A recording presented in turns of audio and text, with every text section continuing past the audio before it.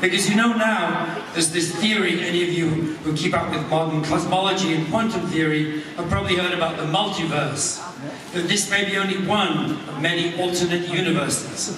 So by this theory, there was another universe in which there was a Peter and Jeremy with a whole lot of hit records in the 60s. There you go. Maybe hits like Yesterday's Gone to Pieces. Funny. Or Willow Weep for Nobody I Know.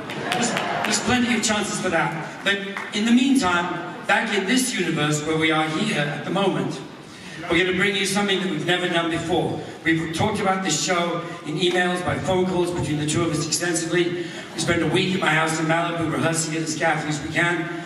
But you never really know till you do something to an audience if it's any good at all.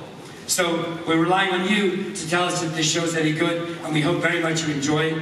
For the first time on stage ever, as soon as I introduce my dear friend here, we will be the duo of Peter and Jeremy. Ladies and gentlemen, Jeremy Clyde.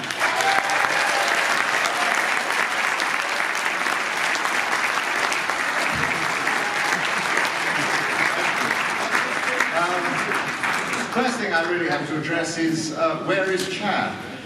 We know where Gordon is, sadly, but where is Chad? Chad has been threatening to retire, well, for at least 5 years that I know of, and he finally went and did it. So there you are. So now I'm stuck with... He had to scrape the barrel and pull in a substitute. So, before we do our first song, I'd like to introduce our band for this evening, our accompanist, my musical director, Jeffrey Allen Ross.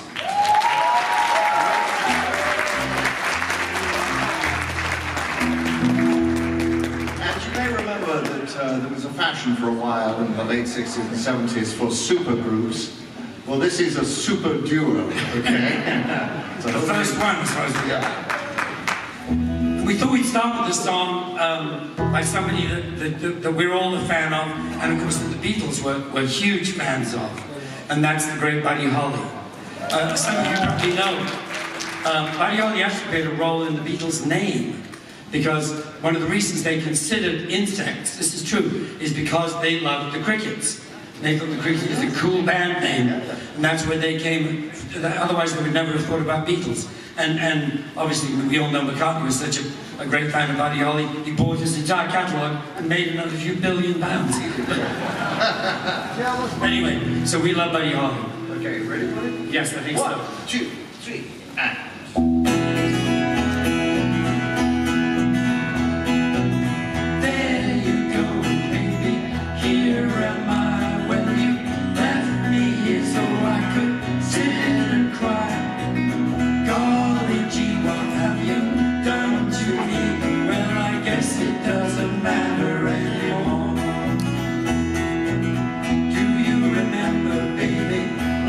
September, how you hold me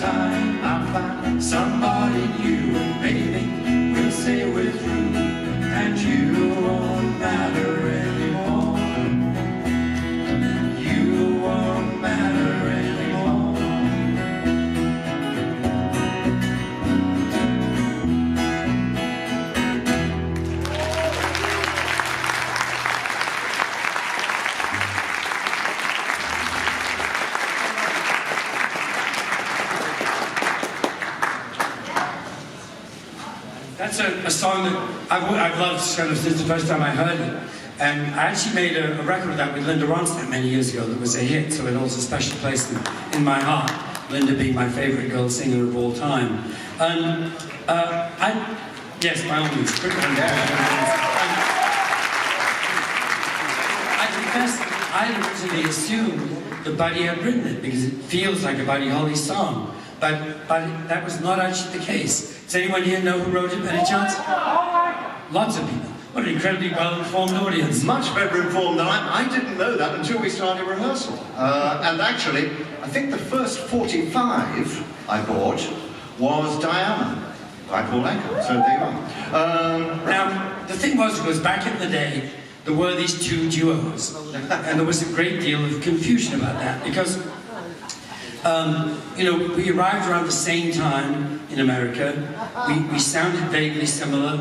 We looked in a way vaguely similar. There was the tall, handsome one who sang the low part. There was the short, nerdy one with glasses who was much cleverer, who sang the high part. But, ladies and gentlemen, time has moved on. And now, it's rather changed. Exactly so. It reached a point, actually, of such confusion that there was actually an album came out, a Chad and Jeremy album, and the front looked like this. But if you studied the back closely, one of the photos was this one, down bottom right. Now, I had always assumed that was just the record company being idiots, as they so often are, and making a stupid mistake, but apparently I was wrong. No, in fact it was an act of revenge by the label because we left them for a nice big label called Columbia and they put that out later and put that just as a, you know, the hell with you, put that on at the back. It's amazing. There we are. But it just added to the confusion. There we are. Also, to really add to the confusion, I dropped in one day, as I used to do, to see a couple of friends of mine who were then in the Apple offices in Savile Row, Beatles place, obviously. And one was this guy here, and the other one was an old pal of mine, Derek Taylor. And Derek, oh, there he is. Great, some of you know Derek. And by the way, if you haven't read his book, I think they're reissuing it. Yes, they are, I believe. It's brilliant. Oh, it's wonderful. For anyone interested in the Beatles, a book written by somebody who really was there and did write it at the time. Derek Taylor's book is brilliant. Anyway, so there we were, and Derek got very overexcited and said, okay, they're all confused, let's really add to the confusion. And this was the picture that emerged, which was, and as you can see, I am wearing Peter's glasses just to confuse everybody completely. But amazingly, you know, 1968, and here we are, and Derek's idea has finally come true. So there you are. Amazing. Exactly. I was at Apple, of course, because I was working there. I'd been asked by the Beatles to be head of A&R for Apple Records, some of you may know this. And it was a great job, of course. I mean, much has been written about the craziness of Apple, and the bits of it were crazy. Derek's office was often the hub of the craziness. That's why we went. Exactly. Yeah. You know, if you were trying to work properly and put records out, I'd work in the rest of the building, in my office on the top floor during the day, and then when it got to sort of late afternoon, go to Derek's office, have a cocktail or two at the very least, and things would get fuzzy from there on. But I was there being head of A&R, we'd have A&R meetings with the Beatles, and we'd sign a number of acts and so on. And as you may know, it was there that my career as a producer really began. I produced a couple of records before, and Paul had played on one or two of them for me, so he was aware of my production abilities, or not, as the case may be, and he asked me to take this job as head of A&R. And the beginning of my production career seriously was the first album I ever produced with an act whom I signed for Apple Records by the name of James Taylor. And that's the album that we made. I found James in London, and he came over to my house and actually ended up staying with me for quite a while. And actually Peter called me and said, hey, I've got this amazing guy, he's so talented, you must come over and meet him, come and have dinner. So I did, and there was this young guy called James, long dark hair, and after dinner, go on, play us a couple of tunes, James, and it was wonderful. I said, well, you really got something there. So there you are. So we got lucky, and James, of course, was the first act signed to the Apple label, and that was the beginning of kind of whole second leg of my career. That's what I became a producer and worked with a lot of other people, starting of course with Linda Ronstadt and a whole bunch of other people whom I managed and produced over the years. I still love being in the studio. It's one of the things I do. Yeah, Neil Daniels, yeah, a lot of people. I just finished a project with Elton John, and I just did a track with Ed Sheeran, who I'm a great fan of. The weird part about working with Ed Sheeran, of course, is that everyone thinks I'm his dad. I've even been out to dinner with Ed and his real parents, and they still assume they still think I'm his dad. But looking back, I mean, the irony is of all this stuff that I was up to, I mean, nonetheless, actually still I get asked almost more than anything else about this weirdness. Is it true Mike Myers modeled his character Austin Powers after you? Smashing baby. I don't think know, but I think some of the look of Austin Powers apparently derived from some photos of me back in that era. Right. Look it up. Poor guy looks just like Austin Powers. The bad teeth and the square black glasses, which I, of course, copied from Buddy Holly. Crikey again! Austin Blanders look from Peter, predicted from Bonnie! So does that. Well, thank you. But of course, I can't really take any credit for that. It's not anything I did. It's just something that a couple of photos of me with really bad teeth did all on their own, when Mike Myers based some of the look of it on me. But of course, while I was doing all this, and this developed into this whole other career of managing and producing people and moving to Los Angeles and becoming James's manager and starting my company and all. And while I was doing all that, Jeremy was busy becoming an extremely well-respected and successful actor on the stage and in television and all kinds of other stuff in London, including working with my dear sister Jane, an actress. Yes, about 4 years ago, she and I worked together on Dinner Telly, and my acting career started fairly early, but the trouble is that if you go to an all-male school, they want you to play the girl. So here we are, Rosalind, in As You Like It. Nice try! But actually, most of the things I've done, of course, haven't crossed the pond, but I've just got a very quick sort of summation. Most of the people I've played seem to have come to very sticky ends, so here we go. Okay, this chap, he lost his mind, went mad, murdered his wife, and ended up being shot by the police. Now this chap, he was an Irish revolutionary in 1798 and was executed. He was a very bad guy and quite cross there, and he was quite cross. And that's Rosenberg, the Nazi war criminal. That was a proper bit of acting then. Okay, King Charles I ended up with his head chopped off. Rosenberg was also killed, he was executed. Oh, and that's Lord Halifax, dealing with actually just exactly what The Darkest Hour is dealing with at the moment. So there you are, that was a play in the West End a few years ago. There we are, I think. But there are, hang on. There are a couple of things that have made it across the pond, which you might recognise, so here we are. How would you have dealt with this if you'd been Prime Minister? Well, the bombings money. We were just talking about that. We have always lived alongside evil, but it has never been so patient.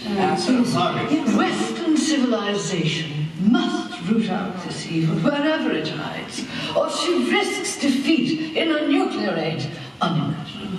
When might the regiment be wanted, sir? Oh, pretty soon, I'd say. Well, I'm as ready now as I'll ever be. For what? To go to France with the regiment. Why would you do that? Well, there must be some use for me over there. My dear fellow, we're not as heartless as that. The position's only an honorary one. Nobody expects you to go to war. An honorary one? We thought it would cheer things up a bit to have the Lord Lieutenant at our table. And so it does. We're very glad to welcome you here. And we old codgers have our work cut out for us, keeping spirits high at home. Someone must. Indeed, sir. Oh, it was that taxi carriage. Let's catch it before I go.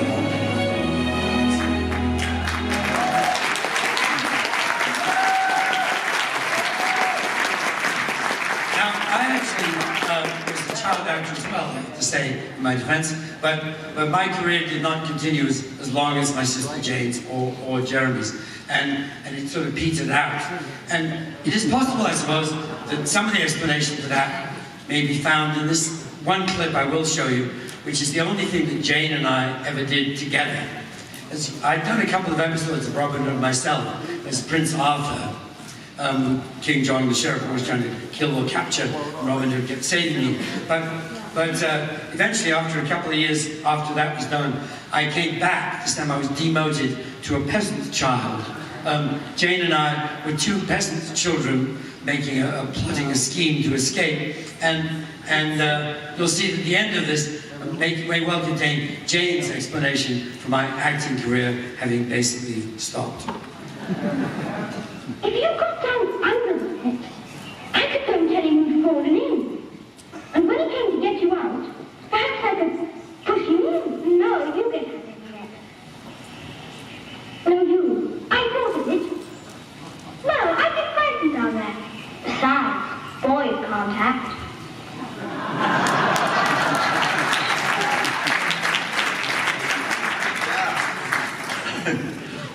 But people, actually, we're here to talk about the 60s, so here we go. And, yeah. I mean, to understand the 60s, and some of you may have heard me say this before, but, you know, the 60s were very, very different in Britain than in America. And I think to find the reason for this, we have to look a decade earlier and look at the 50s. Yeah. Because in the 50s in America was a very rich and fantastic time. It was sort of technicolor and wonderful, and we gazed at it from a distance, saw it in movies and fell in love with it. Whereas in England, it was a very dark and gloomy place. You know, there were still bomb sites everywhere. We still had rationing and so on. And all our parents had this kind of stiff upper lip, tighten your belt attitude, which we greatly admired, but we didn't really fancy it for ourselves. We wanted to have a bit more fun, and you know, so we wanted to sort of forget the war if we could. I actually remember the war because I'm 3 years older than Peter. But I want this picture to prove that I got very interested in the music business a little earlier than he did. So that's before I was even born. Yes, indeed.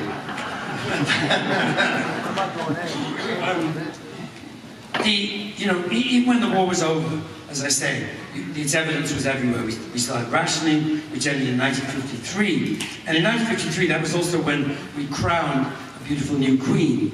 We kind of said, this is a new Elizabethan age, we're going to cheer everybody up, we're going to have a great time. I've never had the privilege of meeting the queen myself, but I did actually, was very proud a couple of years ago to be summoned by Her Majesty the Queen to Buckingham Palace to be given what they call a CBE, which officially comes from the Queen. So I was given by William. And of course, before that, you know, the Queen anyway was a very distant and greatly admired figure, and we all watched a 1953 coronation avidly. Indeed, my family got our very first television in order to watch the coronation once the Queen and Churchill had decided that it would be televised. Television sales skyrocketed. We bought our little black and white, very expensive small screen set, and I felt very privileged to be able to stay at home and watch it. Little did I know that my friend and future colleague, Jeremy Clyde, was watching it from a far more exclusive vantage point. Indeed, my grandfather was the 7th Duke of Wellington, which meant that my job was to carry his coronet. Actually had sandwiches in it, because it was a long, long business. So there you are. And so I saw the coronation from a very, very close up, and it was amazing, and you know, one of those things you never forget. And it was only much, much later, I mean quite recently, that I read that above where I was, up in the gods and unable to see anything, singing away in the choir, was young Keith Richards. And we think that's him. We think. There he is.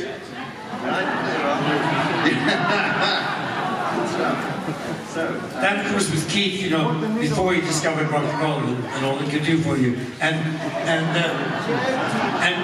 indeed, before before any of us had really discovered it. I mean, the music we grew up to listening in the 50s was sort of big band music, and a lot of stuff was still playing from the war, you know, Vera Lynn singing about the white cliffs of Dover and stuff like that, which is very moving, and Vera Lynn, she's still alive. Yes, she is. She's amazing. She's like Dame Vera. Dame Vera, 100 years old or something, and brilliant, and we admire her greatly.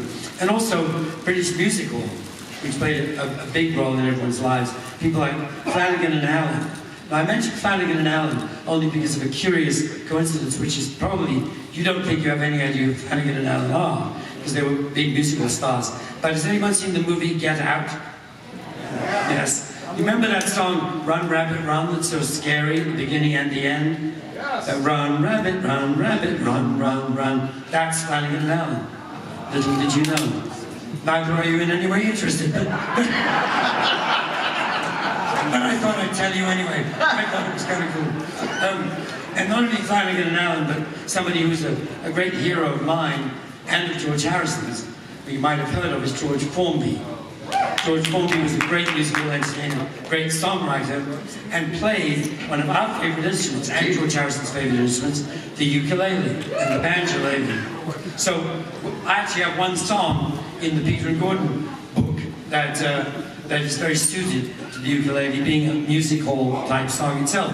It wasn't actually an old music hall song. It was a new song written by a man called Mike Leander, who also wrote the string arrangements for She's Leaving Home, a very direct and excellent Beatle connection. But he wrote this song. Now, I also took up the ukulele, but that was because my piano teacher, in the manner of the times, hit me every time I played a wrong note. So I thought, this is getting very painful and unpleasant. So I took up the ukulele, which was, simple and nobody hit me. Now this song, this ukulele song, in the true musical spirit, I don't expect any of you to remember the words and sing along the whole song, because I usually can't remember them myself. But what I would appreciate is when we get to the title of the song, you could all join in, yell, sing, whatever the title, which is, as you'll not be surprised to learn, Lady Godiva, the mythical, historical figure. Well, not mythical, but exaggerated probably. Anyway, so please, when we get there, you'll feel the chorus heading inexorably towards the title. When we get there, I will conduct you, all join in, yell Lady Godiva as loud as you can. Here we go.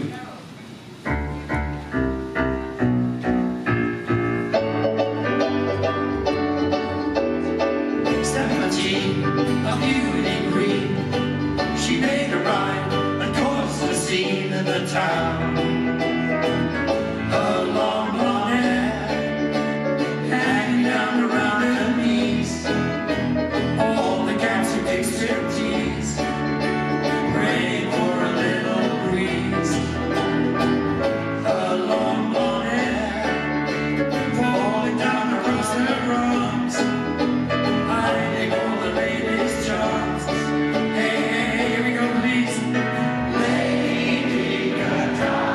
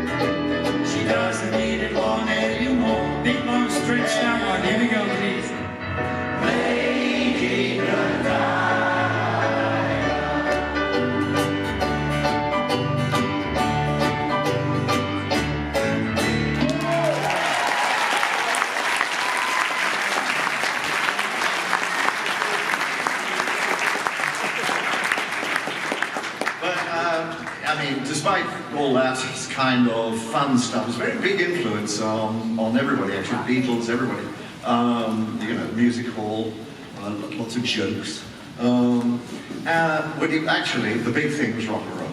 And it happened for us in England in 1956. And it was Elvis. It was Elvis who suddenly, you know, changed everything. And, you know, this is a show where we drop names, so here we go. As George Harrison once said to me, how about that? You know, he told me a story about how he was very young, I don't know, 14 or something, and he was on a bicycle somewhere in the outskirts of Liverpool. And there was an open window, and through this open window was the most amazing sound. And it was so amazing that he had to get off his bicycle and stand underneath this open window and wait until the song had finished. And that song was Heartbreak Hotel.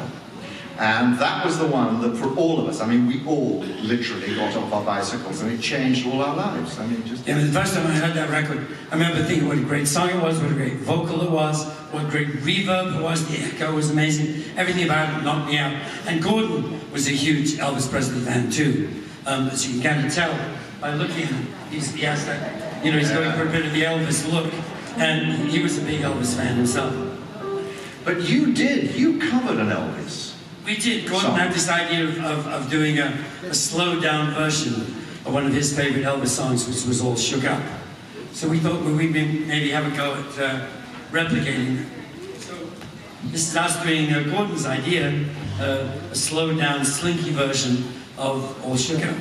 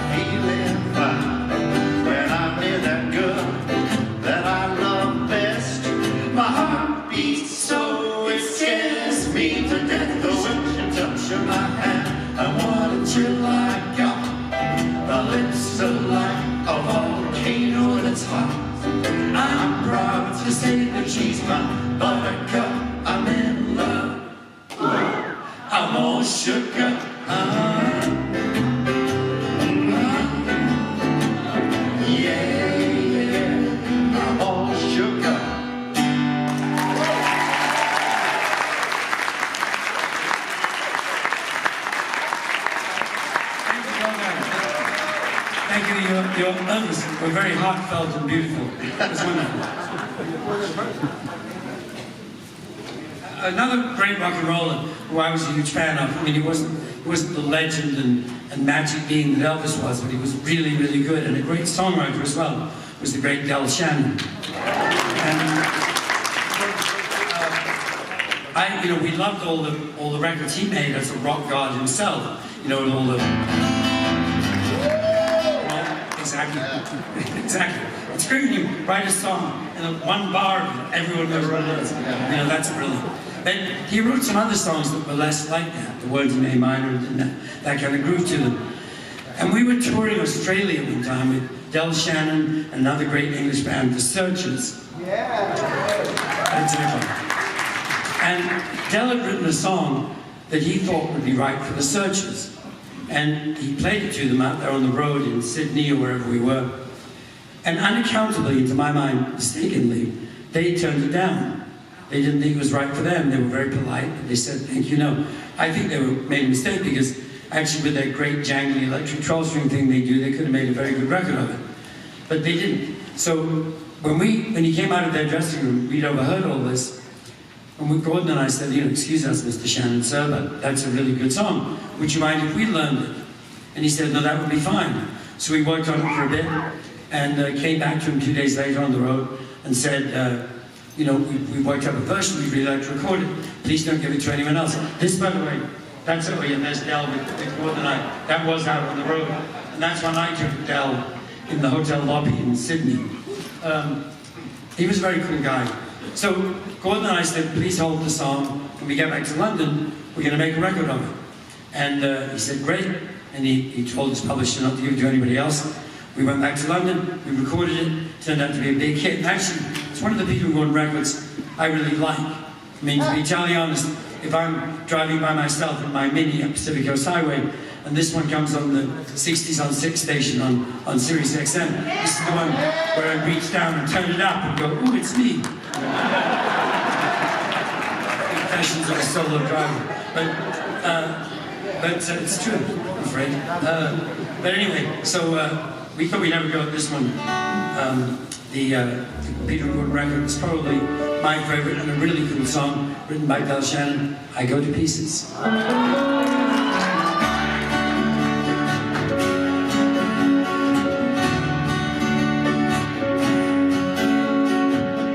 When I see her coming down the street, I get so shaky and I feel so weak. I tell my eyes to look the other way, but they don't seem to hear a word I say. And I go to pieces and I wanna hide. Go to pieces and I almost die every time my baby passes by. I tell my arms they'll hold someone new, another love that will be true. But they don't listen, they don't seem to care. They reach for her when she's out there, and I go to pieces and I wanna hide. Go to pieces and I almost die every time my baby passes by. I remember what she said when she said goodbye, baby. We'll meet again soon, maybe. But until we do, all my best to you. I'm so lonely, think about her only. I go to places as we used to go, but I know she'll never show. She loved me so much inside. Now I hope she's satisfied, and I go to pieces and I wanna hide. Go to pieces and I almost die every time my baby passes by. I go to pieces and I cry every time my baby passes by. I go to pieces and I cry every time my baby passes by.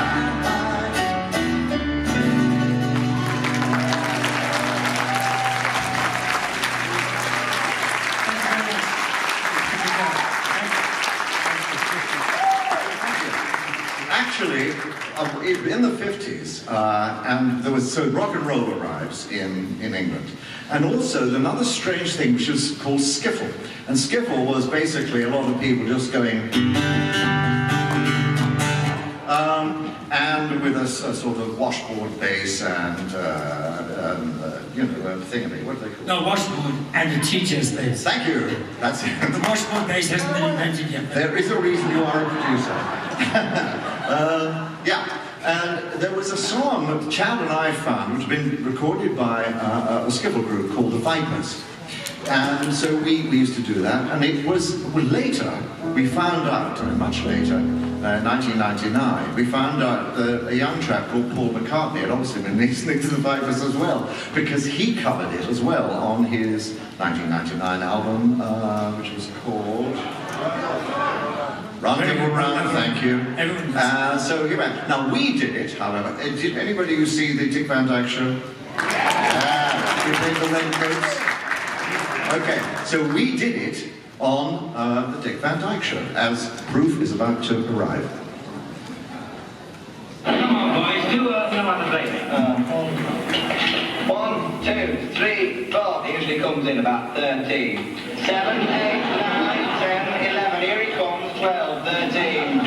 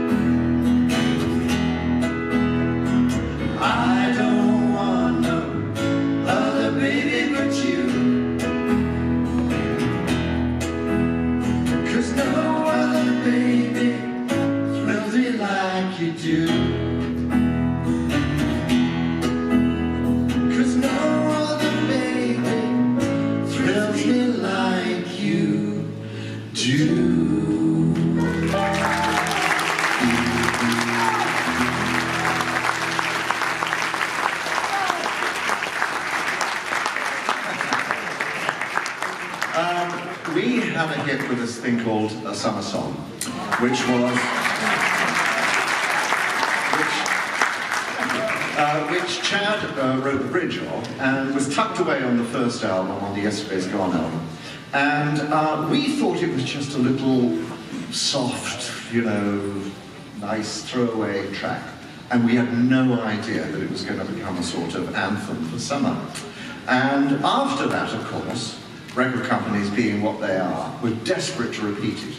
So they were very keen on us doing all kinds of standards and show tunes and all kinds of stuff like that. And we were trying to, you know, kick against that. But we did find one song which we really, really liked, and it sort of worked for us. So here it is, Willow Weep for Me.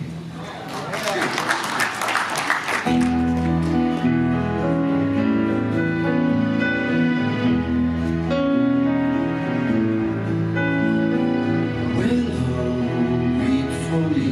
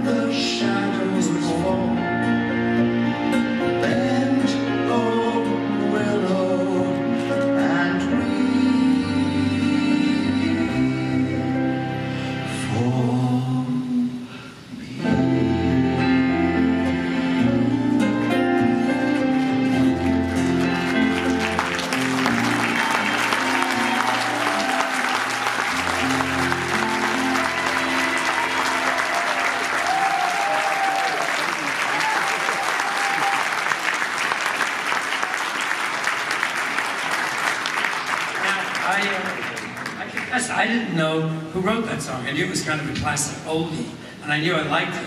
So I looked it up, and it was written by a woman called Anne Ronell, who wrote it in 1932. Which is kind of amazing. You said you met her. I met her. I was doing a play on Broadway in 1970, and she came around and said, "Thank you for, the money." Basically, yes. And I felt very honoured, actually, because it was a real blast from the past. And before that, I'm sure her biggest hit was Who's Afraid of the Big Bad Wolf, which of course was written for the Three Little Pigs movie. But probably now it could be a theme song for the Me Too movement, it would work rather well. Who's Afraid of the Big Bad Wolf? But actually, it occurs to me that, Gordon and I had a hit that could actually also, in a way, be a part of the theme for the Me Too movement, because it goes like this. Give us a key. Okay, here we go. The song was called I Don't Want to See You Again. I hear that love is planned. How can I understand when someone says to me, I don't want to see you again? Why do I cry at night? Something wrong could be right. I hear you say to me, I don't want to see you again.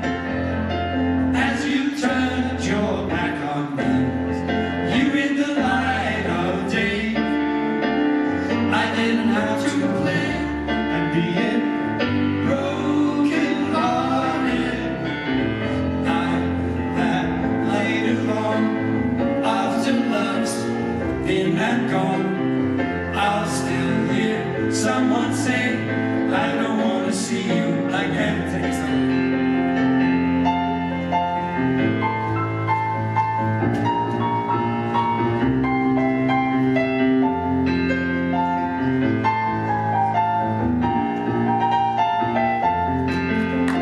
As you turned your back on me, you in the light of day. I didn't have to play and be in broken hearted. I hear that love is planned. How can I understand when someone says to me, I don't want to see you again? I don't want to see you again. I don't want to see you again.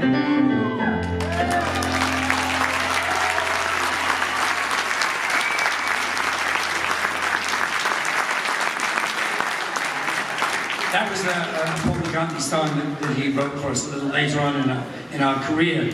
Now, this actually brings us... This is... We're getting towards the end of the first half, so if you want to see the second half, you've got to come back tomorrow, where there will be more stories, more songs, more fun. See, officially we were chopping the show in two halves, but because, we know that that's how they run things and they like things. But we have heard that there are some people who are not able or too cheap to, I'm not sure, come to tomorrow's show as well. So we thought rather than leave anyone disappointed, we'd better throw in a couple of hits to end the show. Yes.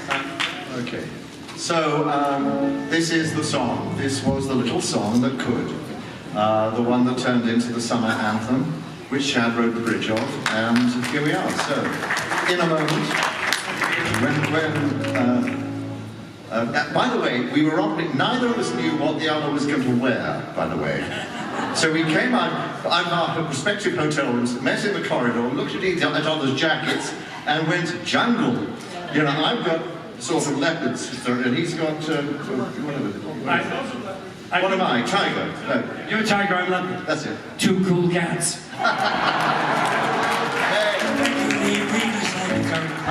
Okay, summer song. Ready? I knew something was wrong, but it sounded terrible.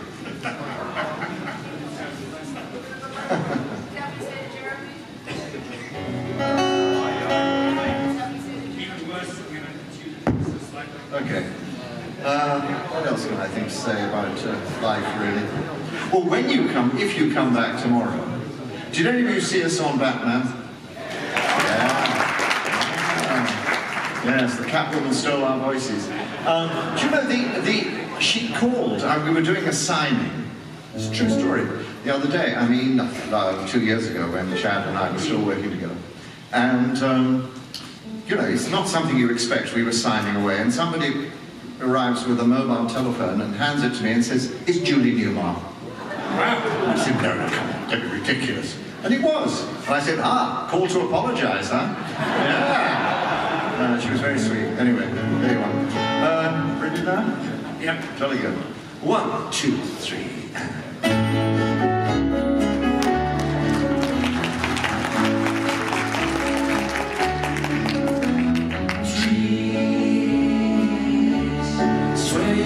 summer breeze, showing off their silver leaves as we walk by. Soft kisses on a summer's day, laughing all our cares away, just you and I. Sweet, sleepy warmth of summer nights, gazing at the distant lights in the starry sky.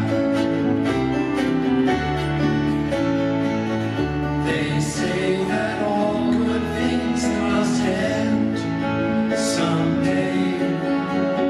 Autumn leaves must fall, but don't you know that it hurts me so to say goodbye to you? Wish you didn't have to go. No, no, no, no. And when the rain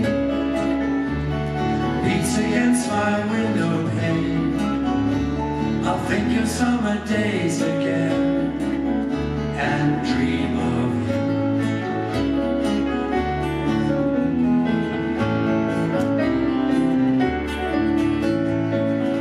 They say that all good things must end someday. Autumn leaves must fall, but don't you know that it hurts me so to say goodbye to you? Wish you didn't have to go. No, no, no, no. And when the rain beats against my window pane, I'll think of summer days again and dream of you. And dream of you.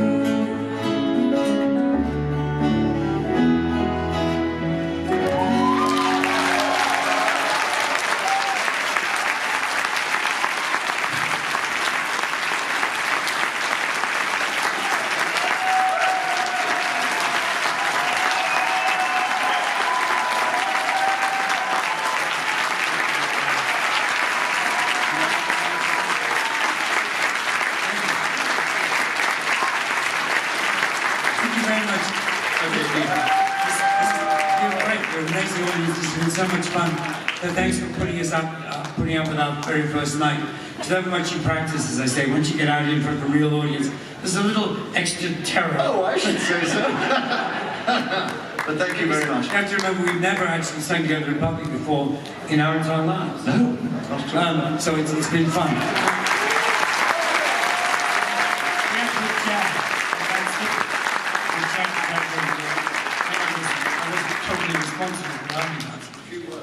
And Chad was a brilliant musician, so even being temporarily in his shoes, as it were, is scary. But thank you. So we thought we'd end with the biggest hit we can rustle up between us, probably, which is this song that you may know called "World Without Love." You know, I get asked the story of how we got the song, and many of you probably know it, but you know, when Jane, my sister, was going out with Paul McCartney for a while,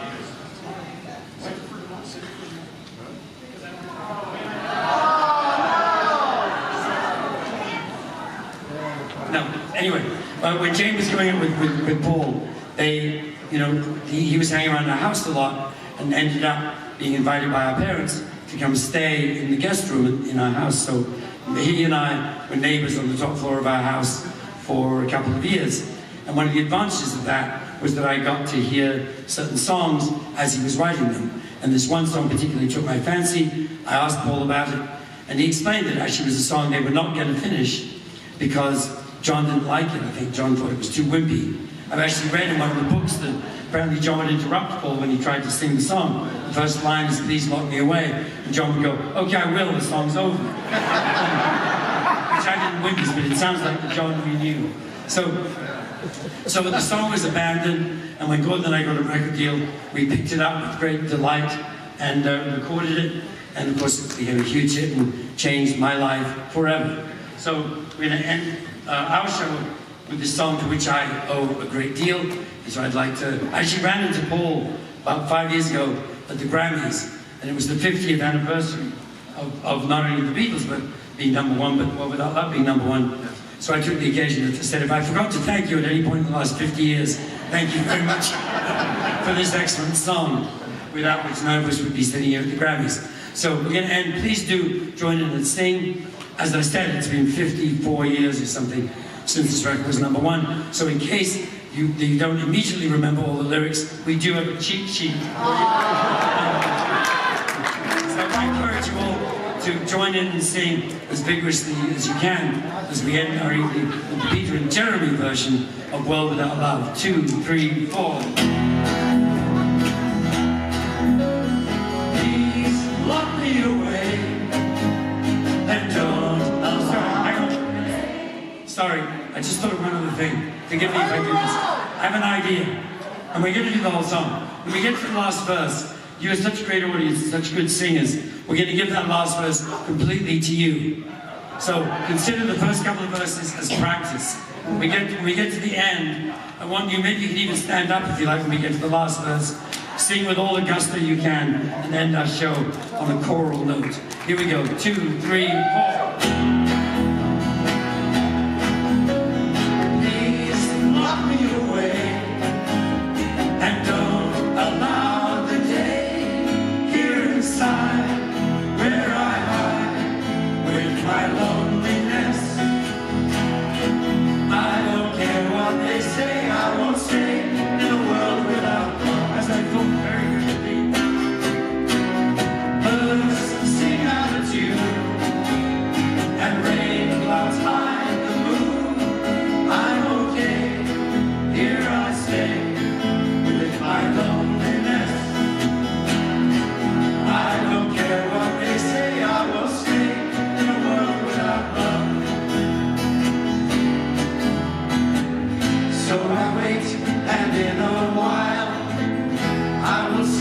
My true love smile, she may come